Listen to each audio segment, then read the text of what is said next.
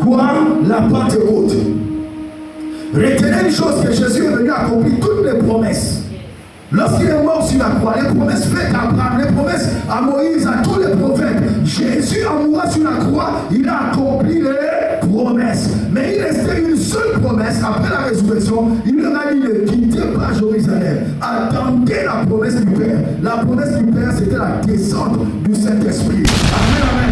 Donc ne prends pas cela à la légère. Le Saint-Esprit, être rempli du Saint-Esprit est très important sur la terre. Chaque matin, s'il y a une demande que tu dois adresser à Dieu, dis à Dieu, Seigneur, remplis-moi de ton Saint-Esprit. Amen, amen. Parce que Jésus revient bientôt. Ceux qui monteront, c'est ceux qui seront remplis du Saint-Esprit. Ceux qui seront enflammés. Ce n'est pas les laisser comment on appelle ça, au vouloir ou au désir de tout un chacun de monter. Lorsque Jésus viendra, Jésus sera dans les airs. Et la puissance du Saint-Esprit en nous va nous faire écho. Vous allez rencontrer Jésus dans les airs. Et c'est comprenez. Donc être rempli du Saint-Esprit est très important. Soyez sages comme les 5 vierges sages. Amen. Ne soyez pas comme des vierges folles qui avaient manqué de l'huile, c'est-à-dire du Saint-Esprit en eux. Ça ne suffit pas d'être appelé chrétien. Mais si en toi tu es vide, le Saint-Esprit qui est une flamme de feu, qui doit te maintenir pour le décollage, parce que c'est le Saint-Esprit qui te permettra d'écouter le son de la trompette de l'archange qui va sonner bientôt. Alléluia. Non seulement pour la moisson, mais bientôt on va décoller dans les airs pour aller rencontrer le Seigneur Jésus-Christ. Un jour, je fais cette... ce n'est pas l'objectif de mon enseignement, mais un jour, Dieu m'a fait vivre l'enlèvement. Frères et sœurs, l'enlèvement est réel, que personne ne vous mente. Que personne ne vous mente. Faites tout, battez-vous pour vivre cet événement. Alléluia. Peut-être qu'un jour, je vous ferai ce témoignage-là. Être une flamme, je suis dans le temps esprit. C'est le thème ou la thématique que nous développons en cet instant. Non, prenons, lorsqu'on parle de remplir, littéralement, lorsqu'on fout le dictionnaire, c'est l'action de combler un espace jusqu'à ce qu'il n'y ait plus de vide. Amen. Combler un espace jusqu'à ce qu'il n'y ait plus de vide. Donc, voici pourquoi on prend le temps, tu dois te prendre le temps de te repentir. Tu connais ta vie, tu connais ce que tu fais. Frère, présente-la à Dieu. Alléluia. Mets cela en lumière devant Dieu, ne cache pas. Et lui-même Dieu saura comment te vider, comment te remplir. Amen. Repentez-vous, c'est le temps, frères et sœurs. Donc, pour que Dieu vienne te remplir de son esprit, pour que l'esprit de Dieu vienne te remplir, tu dois être vide. Être rempli de l'esprit de Dieu implique que toute autre influence est évacuée pour faire place à la plénitude divine. Toute autre influence. Dimanche, on a vu cette foule de Gadara où il y avait 1000 démons. Amen. Donc, toute influence, tout ce qui influence ton comportement, ta pensée, ta manière de parler doit être évacuée, doit sortir. Alléluia. Doit libérer la place au Saint-Esprit. Et ça doit être le cri de ton cœur. Ça doit être le battement de ton cœur. L'esprit souffle aussi souffle fort. À chaque fois que vous entendrez l'esprit, l'esprit se le souffle, l'esprit se le vent. Amen, amen. C'est l'esprit. Tu peux être là debout sans qu'il y ait un vent naturel de souffle, mais tu sens comme un vent. C'est un esprit, c'est un ange. Est-ce que vous comprenez? Il s'appelle aussi un esprit, bientôt, bien sûr, diabolique. Alléluia. Donc on nous parle ici, n'est-ce pas, de la troisième personne, n'est-ce pas, de la Trinité, qui vient habiter, diriger et dynamiser la vie du croyant. Donc le but du Saint-Esprit, c'est de venir habiter en toi, dynamiser, mettre la dynamique en toi. Alléluia. Ah oui, ça c'est le but du Saint-Esprit. Amen. Et éventuellement te diriger. Lorsque tu es chrétien, rempli du Saint-Esprit, tu dois être dirigé. Tu dois apprendre à écouter cette voix extraordinaire. Maintenant, en théologie comment? Lorsqu'on parle d'être rempli-moi Seigneur, on parle simplement d'une expérience postérieure ou renouvelée. Alléluia. Une expérience postérieure ou renouvelée à la conversion par laquelle le croyant est fortifié, sanctifié, équipé pour, n'est-ce pas, le service. Selon Éphésiens chapitre 5, le verset 18. Alléluia.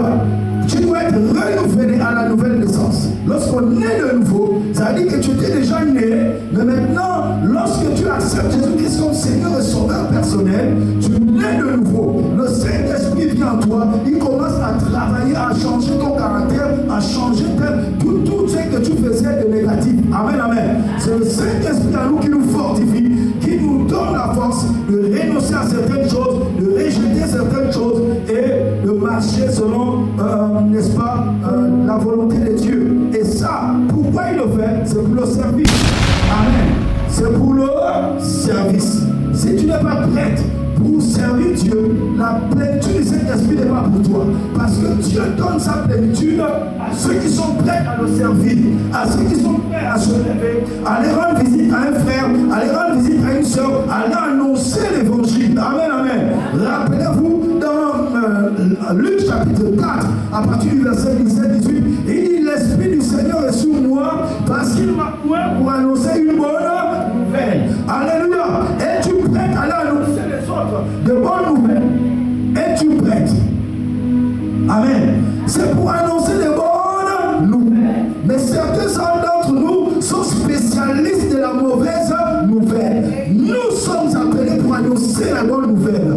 Même si tu as vu ta soeur et c'est pas qu'elle est pleine de boue, elle est tombée, tu lui dis c'est possible encore de te relever. Parce que Dieu a encore sur son trône. Il a dit: je serai avec vous jusqu'à la fin du monde. La fin du monde n'est pas encore arrivée. Tu peux encore te relever. Tu peux encore te repentir. Être lavé par le sang de l'agneau et aller de l'avant et faire encore des espoirs. Nous sommes appelés pour annoncer les bonnes nouvelles. Pas pour aller critiquer, pas pour aller enfoncer les autres.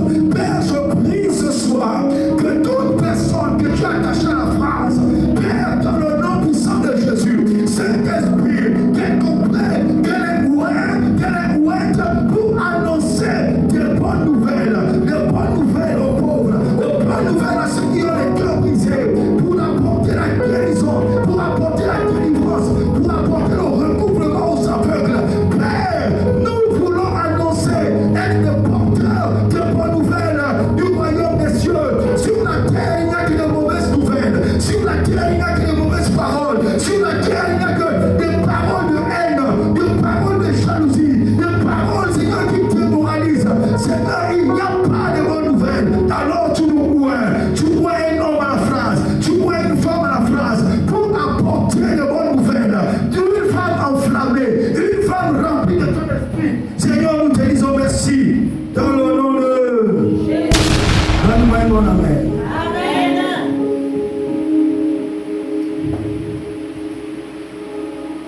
Théologiquement, ça signifie la domination de l'esprit sur toutes les facultés de l'homme. Pensée, émotion, volonté et corps. Pensée, émotion, volonté et corps. Pensée, émotion, volonté et corps. Le Saint-Esprit, lorsqu'il vient, il veut contrôler ces domaines-là. Amen, amen. Il veut contrôler tes pensées. Il veut contrôler tes émotions. Il veut contrôler ta volonté.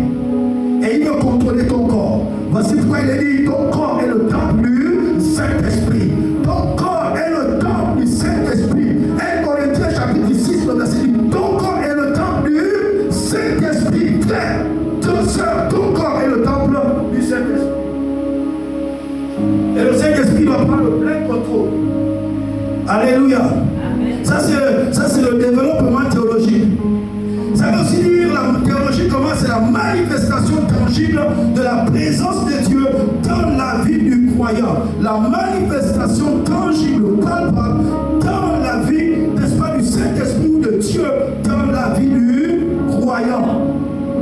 Bien sûr, c'est traduisant par le fruit, c'est ce qu'on appelle le fruit de l'Esprit. Galates chapitre 5, le verset 22 à 23, le fruit de l'Esprit. Galates chapitre 5, le verset 22 à 23 dit ceci: le fruit de l'esprit, c'est l'amour, la joie, la paix, la bienveillance, la bonté, la longanimité, la maîtrise de soi. Amen, amen. Et tous ces fruits-là, plutôt sur tous ces quartiers du fruit de l'esprit qu'est l'amour. Amen, amen. Alléluia. Donc nous devons maîtriser cela. Et c'est ce que le Saint-Esprit vient produire à nous. Amen.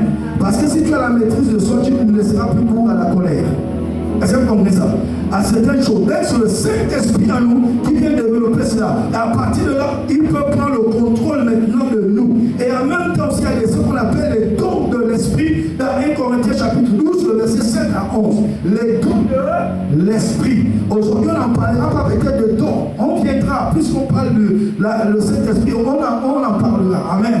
On va citer tous les dons qui sont dans la Bible et que chaque chrétien qui vient, même si tu es nouveau converti, il y a déjà une don dans ta vie. Au minimum, tu as un don. Amen, amen. Sinon plusieurs. Mais cela ne saurait être activé si tu n'es pas dans le travail.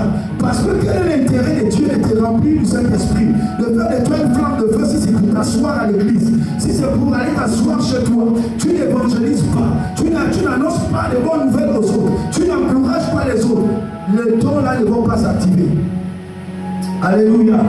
Il faut du fruit. Amen, amen. Et que je vais juste donner deux autres définitions. Après, on va essayer de conclure. Retenez ceci que dans le sens spirituel, lorsqu'on parle d'honneur, le cri de Seigneur, remplis-moi de ton esprit, c'est que ça implique une transformation intérieure. Donc le cœur devient sensible à la voix de Dieu. Dans Ézéchiel chapitre 36, le verset, lorsque vous lirez le verset 26 et 27, il dit, je répandrai une eau sur vous. Alléluia. J'ôterai le cœur de pierre et je vous donnerai le cœur de chair. Un cœur sensible à la voix du Saint-Esprit. Et ça, vous comprenez ça? C'est très important. Alléluia. Donc, lorsque nous parlons, Seigneur, remplis-moi de ton esprit, ça implique tout cela. Ça implique aussi l'autorité spirituelle accrue. C'est-à-dire que